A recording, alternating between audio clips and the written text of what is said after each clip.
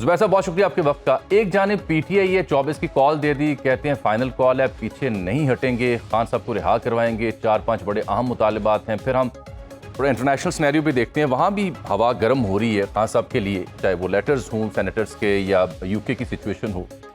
यहाँ हुकूमत आगे से, मैंने अभी थोड़ी देर पहले चेक किया, इस्लामाबाद में दफ़ा 144 का निफाज कर दिया गया है, पुलिस भी अलर्ट हो गई है, वही मामला होगा जो माजी में हम देखते हैं।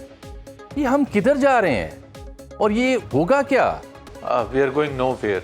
आपके जो शॉर्ट आंसर है कि हम किधर जा रहे हैं, हम बिल्कुल एक ऐसी जगह जा रहे हैं जिसका हमें कुछ किसी को भी नहीं पता। जो हुकूमत में इस वक्त लोग, उनको भी नहीं पता, ऑपोजिशन को भी नहीं पता किस जगह जाके टकराएंगे और बिल्कुल सब कुछ एक्सप्लोड हो जाएगा।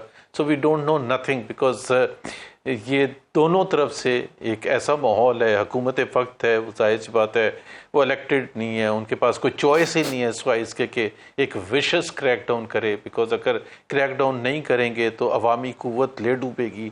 सो उनके पास कोई चॉइस नहीं है। और जब तक मुमकिन हो, 2.5 साल तो हो चुके हैं जामी, अगर आप देखें अप्रैल 2022 में ये हुकूमत आई थी जब इमरान खान और पीटीआई को हटाया था, और उस वक्त से लेके वही कंटिन्यूशन है। बीच में थोड़ी देर के लिए केयर टेकर आई थी, बट केयर टेकर भी इन्हीं की रिप्रेजेंटेटिव थी, कोई वो अलग से कोई एक न्यूट्रल कोई और चीज़ नहीं आई थी। तो यही मोहसिन नकवी थे और तमाम लोग वही थे, सरफराज बुकटी को देख लें सो ऑन। तो 2.5 साल तो इन्होंने गुजार ही दिए ना, आगे 4.5 साल गुजारते हैं। वो समझते हैं कि क्रैकडाउन इज वर्कड, और क्रैकडाउन ज़्यादा से ज़्यादा होगा तो लोगों का जो खौफ है वो बहुत ज़्यादा होगा। और एक चीज़ जामी प्लीज़ देखें कि जो पीटीआई का वर्कर है उसके लिए अभी ये चॉइस करना कि वो जाहिर है कुछ ना कुछ तो कारोबार करता होगा ना, या नौकरी करता है या बिजनेस करता है या कुछ है, फैमिली का आदमी है, बेटा है, किसी का भाई है, किसी का बाप है, उसके लिए निकलना और ये ऑलमोस्ट श्योर हो कि जी 90% प्लस चांसेस हैं कि ऐसा विशेष क्रैकडाउन होगा कि वो पकड़ा जाएगा या उसको सख्त कोई लाठी चार्ज होगा, टीयर गैस शेलिंग होगी, और अगर पकड़ा गया तो 2-2.5 महीने पता भी नहीं चलेगा किसी को। सो वो जो ये जो डर खौफ का माहौल है, ये मैं नहीं समझता कि ये इससे पहले इतना था। आपने कहा ना सेक्शन 144, वो एक बड़ा एक लीगल एक हर्ब है तो ड्रैकोनियन है, तो अथॉरिटेटिव, लेकिन है तो सही कानून के हिसाब से। अंग्रेज भी इस्तेमाल करते थे, अयूब खान के ज़माने में भी होता था, मिलिट्री रजीम में होता था, लेकिन उसके तहत वो किसी को भी पकड़ सकते हैं। और अभी पंजाब में भी लग जाएगा, सिर्फ इस्लामाबाद में तो नहीं लगेगा मुझे, और आपको पता है जो एनी वेल नोन फिगर। तो जाहिर सी बात है मुश्किलात तो होंगी, और इसकी वजह से जो पोलराइजेशन है वो और बढ़ेगी।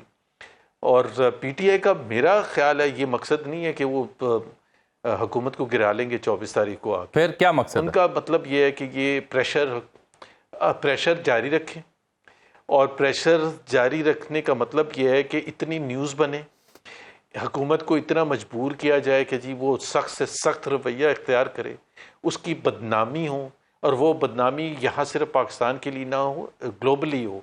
सो यूके में भी आपने देखा है मुतहर्रिक हो गए पीटीआई के वर्कर्स, अमेरिका में भी मुतहर्रिक हो गए, एक चेंज हुआ है अमेरिका में।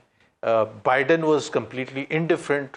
अब ये इनकी होप है कि जी ट्रंप जो है शायद एक थोड़ा सा डिफरेंट रोल प्ले करेंगे, और उसकी वजह से प्रेशर आएगा, और आएगा डेफिनेटली प्रेशर आएगा पाकिस्तान के हुक्मरानों पर। लेकिन ये तो इनके अपना जो इनका नहीं, लेकिन जो पीटीआई का जुबैर साहब अपना नैरेटिव था, अमरीकी गुलामी नामंजूर, एब्सोल्युटली नॉट, और अमेरिका ने हमें साजिश के तहत हुकूमत गिराई, ये तो खुद उसकी नफी करती है। ये उनकी एंटिसिपेशन या hope from Trump administration, despite the fact कि वहां पे पाक पैक और दीगर ने जो किरदार अदा किया, ये तो खुद उसकी नफी करती है।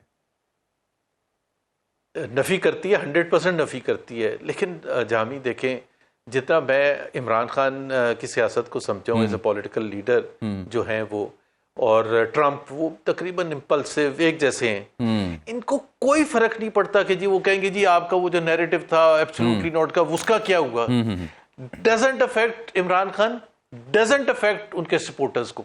एक सपोर्टर भी ऐसा नहीं होगा जो कहेगा हो उस वक्त इमरान ने तो ये कहा था और अब ये कह रहा है। कोई फर्क नहीं पड़ता उसको। जस्टिफिकेशन एक पॉलिटिकल पोजीशन जो होती है उसकी जस्टिफाई करते हैं कि हाँ उस वक्त सियासी तौर पर उस वक्त जरूरत थी, और हाँ वो ये भी कहेंगे उस वक्त बिल्कुल किया था, उस वक्त की एडमिनिस्ट्रेशन ने इंटरफेयर किया था और हुकूमत गिराने में। लेकिन अब जरूरत बिल्कुल डिफरेंट माहौल है, सियासत बदल चुकी है, हम उस पोजीशन में आ चुके हैं जहां हमें इंटरनेशनल कम्युनिटी की सपोर्ट चाहिए।